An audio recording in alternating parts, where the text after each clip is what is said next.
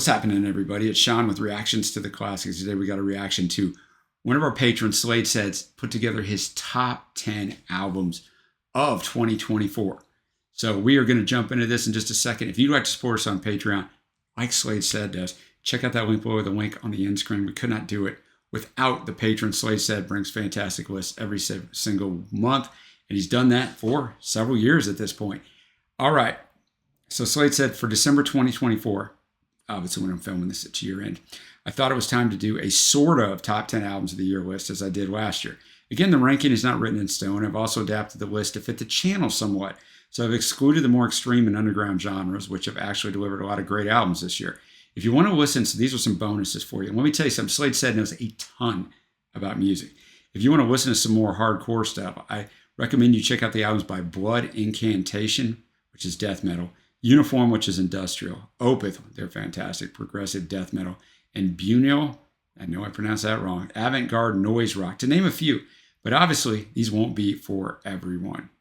Okay, with that sorted, let's get into the list of 10 good to great albums that I suggest you should give a listen to this year. If you haven't been with us before, the music won't be in the video, but it will be at a Vimeo link below, so check that out. I will also tell you, it is December of 2024.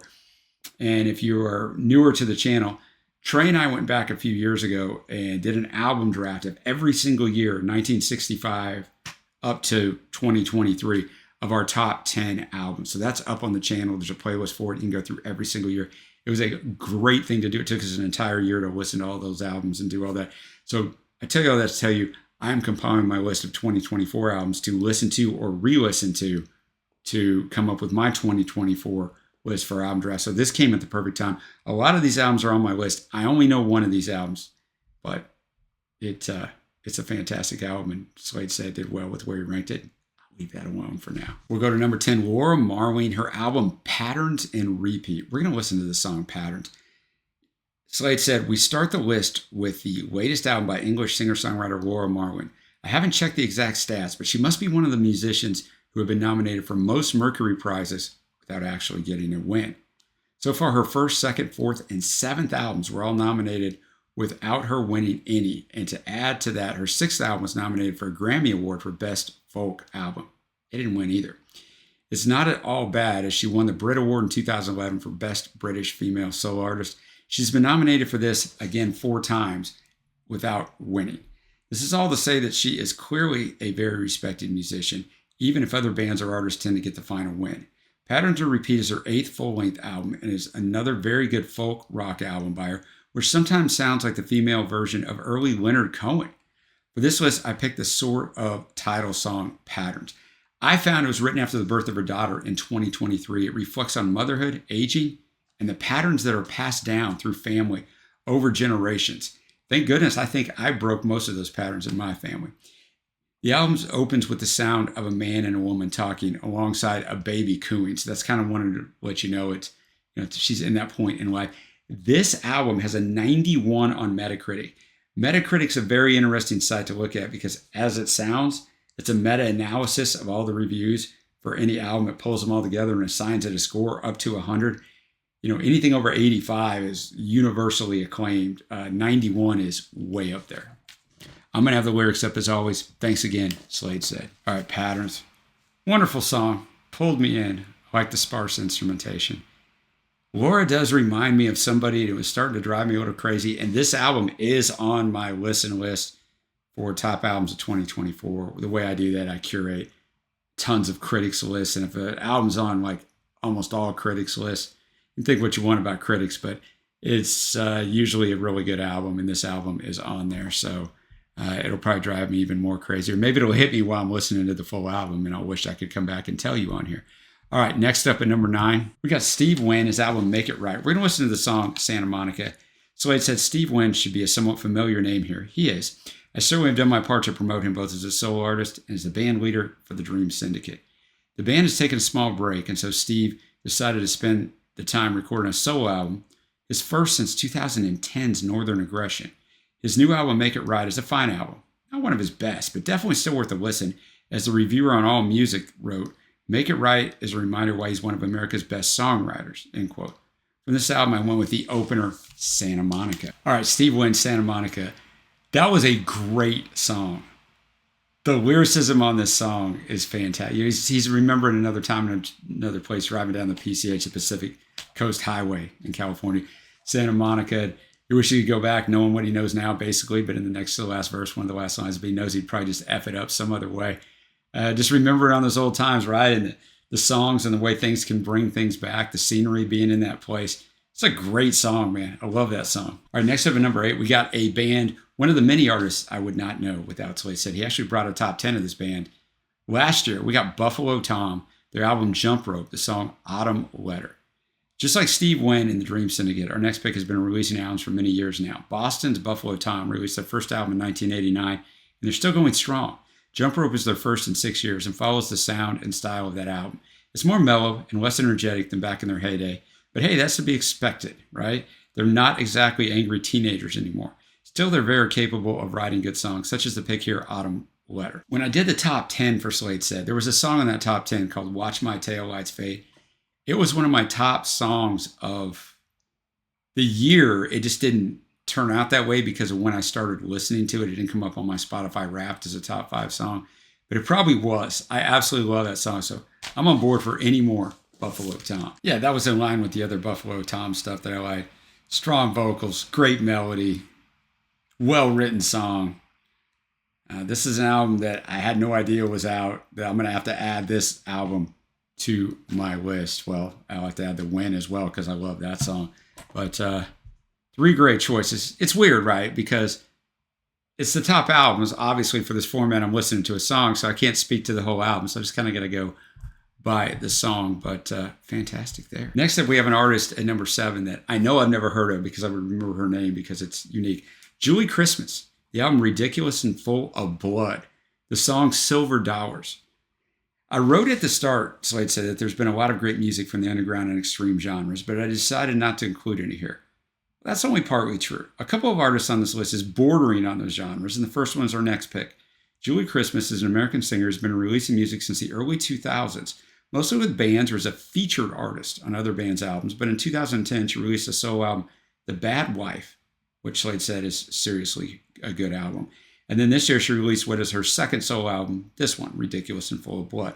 Her singing style is hard to describe, but it's definitely extremely emotional in a desperate way, and she doesn't hold anything back. Sometimes she sounds like a little girl, and other times she sounds like a furious maniac. I could pretty much pick any song from the new album to show my point, but I went with this one. Silver Dollars. All right, that was more hardcore, right? She didn't sound like a furious maniac, but she didn't. I could see the childlike quality in her voice if she wanted to be there, and you dial back the arrangement for sure. I like that song. The more it went on, at first I'm like, yeah, I don't know, man. It's all right. But the more it went on, the more I kind of dug the vibe. So maybe I'll add this to my list too. I can't listen to 1,000 albums, but definitely a change of pace from our first 3 songs, and I like that. I'm going to finish off the top half of Slade Said's 2024 top 10 albums with Phosphorescent, their album Revelator, and the song Revelator. We changed gear for our next pick, Slade Said. My favorite singer-songwriter album within the country folk genre comes from Phosphorescent, which is the stage name for Nashville, Tennessee resident Matthew Hawk. Revelator's 8th album is an extremely pleasing album to listen to, full of good, relaxing songs. The title song is a good example of what the album is all about. Matthew himself calls this the best song he's ever written that made him realize that he's in the process of writing an entirely new album. Okay. Phosphorescent, Revelator. Wow, that was fantastic. That was really, really good. This album is definitely going to go on my list to listen to. Everything about that was fantastic. I love Matthew's voice. The arrangement was perfect. It wasn't overwhelming country, right? There's a little bit of it in there, of course, a little underlying tenement to it, but the drumming was fantastic. Like, the song was great, and the lyricism was really well done. All right, let's kick off Slade Said's top 5 with IDLES and their album Tank, the song Jungle.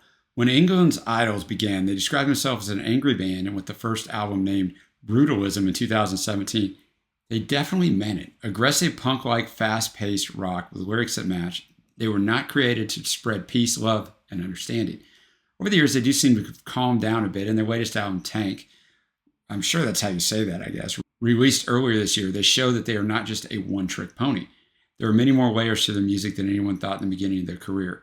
The album has been receiving mixed reviews. Some places I've seen hailed it as a serious contender for Album of the Year. I saw that as well. While others preferred previous albums. I like it a lot personally. I think a good song to show how they've grown musically is the song Joy. Trey and I did review an IDLES album way back in 2020, actually almost 4 years ago to the date that I'm recording this. That's kind of crazy. Joy is an act of resistance. We do have a song battle of IDLES, and I enjoyed both of those, I remember. All right, IDLES, Jungle, like that song. I do see some evolution. I don't want to say maturation because that's sometimes almost an insult to previous work, and it's definitely not meant that way, but well done. I mean, I could tell it's an IDLES song, and I almost saw these guys at concert a couple years ago here in Dallas. I just couldn't go, so it tells you, I have a pretty good opinion of them. I need to listen to this album. It is on the list because, as Slade said, I saw it high on some lists, and I saw it not at all on some others, but this song tells me it deserves a listen. All right, next up at number 4, we got the album Ensoulment, the song Some Days I Drink My Coffee by The Grave of William Blake. This rolls right off the tongue, right? Matt Johnson, a.k.a. The, is another artist who's been making music for a very long time. His first album being released in 1981, but the releases have been somewhat sporadic since 2000. Ensoulment was released in September, and like the IDLES album, some reviewers love it, while others just think it's decent. I definitely belong to the former camp, and anyone who loves the Dusk or Naked Self albums should love this one as well. For this list, I went with Some Days I Drink My Coffee by The Grave of William Blake. So when Trey and I did album drafts every year from 1965 up until, as I told you, almost 2024 here, we'll be doing that one soon. I came across the a lot, didn't know Matt existed, liked some of their albums. Some of them end up on the list or an honorable mention, so look forward to this one. I like the atmosphere of that song. I like Matt's voice. It just works for the arrangement that we have there. And, some fire coming against London and some different things there that I can't speak to, so I'm not even going to pretend to, but I'm going to have to listen to this album as well. I know I've said that with almost every album, but I like the vibe here, and I did like some of their previous stuff, his previous stuff. It's always weird when an artist takes on like a different name. I would do it. I always think it's a great pull. That way people don't really know who I am. All right, next up we have another band I don't know, Chat Pile. The album Cool World. The song's going to be The New World. Slade said Chat Pile's a noise rock / sludge metal / alternative metal quartet from Oklahoma. Not what you expect out of Oklahoma. This year they released their second full-length album, a collection of very aggressive songs, and it's easily the most extreme album on this list. It goes right up to the end, so I couldn't let him finish screaming because it popped to the next song. Not exactly my style, but great guitar work. The longer it went on, the more I liked it, and good representation of the genre. We need some mixture on this anyway. Got 2 albums left. We got Chelsea Wolfe. The album She Reaches Out to She.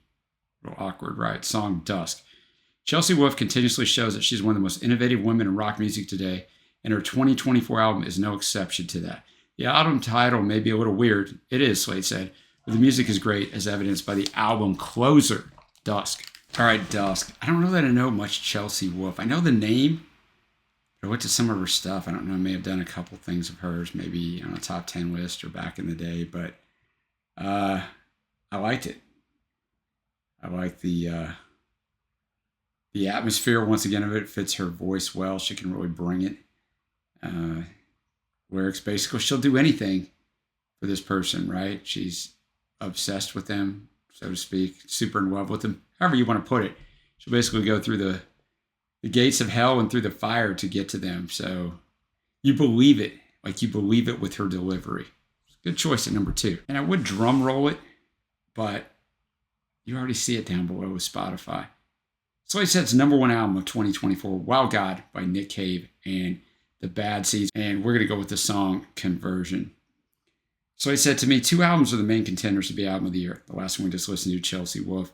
And then, of course, Wild God by Nick Cave and The Bad Seeds. Wild God shows Nick Cave combining his latest couple of albums, which would be Ghosting and Carnage, with some of his earlier sound. And I'm a huge fan of that. It is quite amazing that he, so long into his career, is still able to create such fantastic music. I could have gone with the title song for this list, as it is a great song, but decided to go with the song Conversion, which is great on the album, but even better live, which it pains me, Slade said, because I want to see Nick Cave and The Bad Seeds in concert. And I can't because they're not coming to where I am in the U.S. Trey and I did see him a little bit over a year ago on his own, playing a solo show. It's just him and Johnny Greenwood from Radiohead on bass. This is the album I know from this year. I listened to it a ton when it came out. I haven't listened to it in like 3 months, so I'll have to give it a re-listen when I go through my 2024 list. Look, I'm a Nick Cave super fan.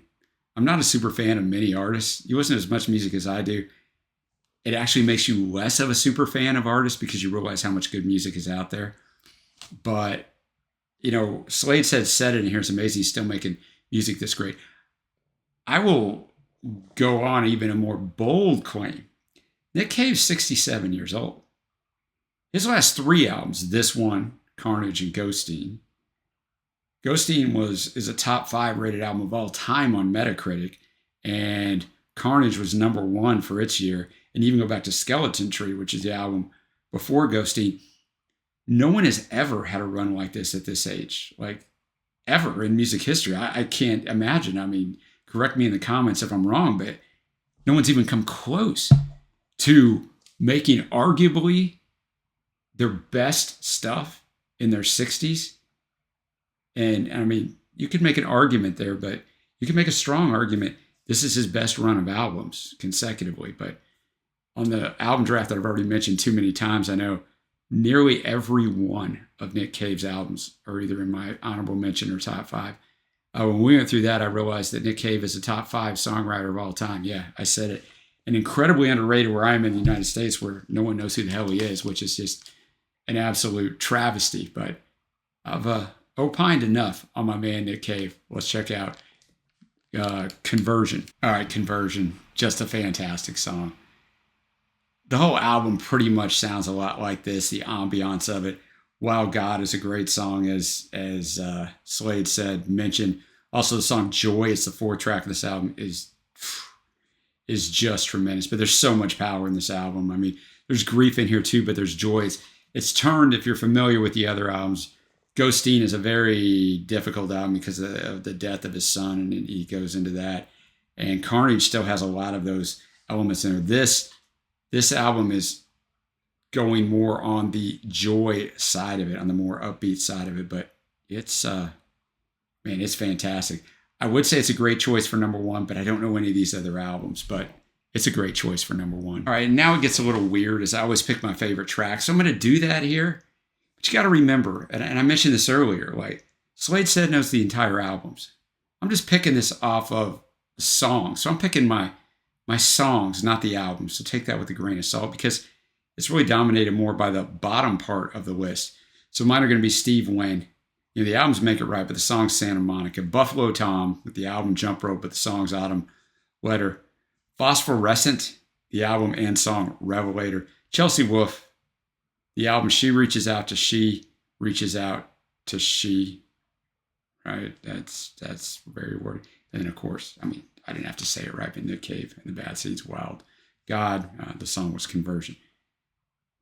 Look, most of these albums I've added to my list that weren't on there. So thank you to SlaydeSaid for bringing it. Be looking for our video from RTTC, Trey and I's top 10 albums of 2024. But more importantly, let me know your top albums. Boy, you don't have to make a top 10 if you don't want to. You don't got to order them if you don't want to. Just tell me some albums that I should check out as I'm still compiling my list. All right, thank you to SlaydeSaid for putting this fantastic list together. Thank you for watching. If you haven't already, give it a thumbs up. Hit that big red subscribe button below. I greatly appreciate it. Until next time, guys, I will see you.